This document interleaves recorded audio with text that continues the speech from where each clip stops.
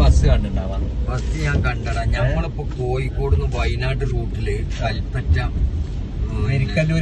പെരിക്കല്ലൂർക്ക് പോണ ബസ്സാണിത്. രാത്രി ഇപ്പൊ ടൈം 2 മണി അല്ലെ?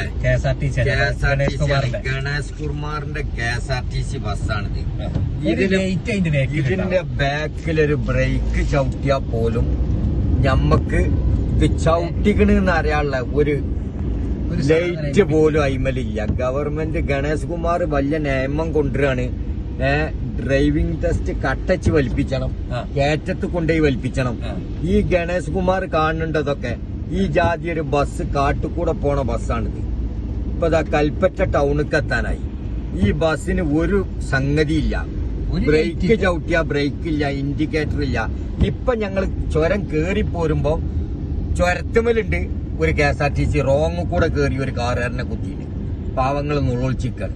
ഈ ജാതി കോലത്തിലാണ് ഈ കേരള സർക്കാരിന്റെ വണ്ടി ഓടിക്കൊണ്ടിരിക്കുന്നത്. കണ്ടോളി മക്കളെ, നിങ്ങളിതാ കൽപ്പറ്റ ടൗണിക്ക് ഇപ്പം എത്തിക്കൊണ്ടിരിക്കുകയാണ്.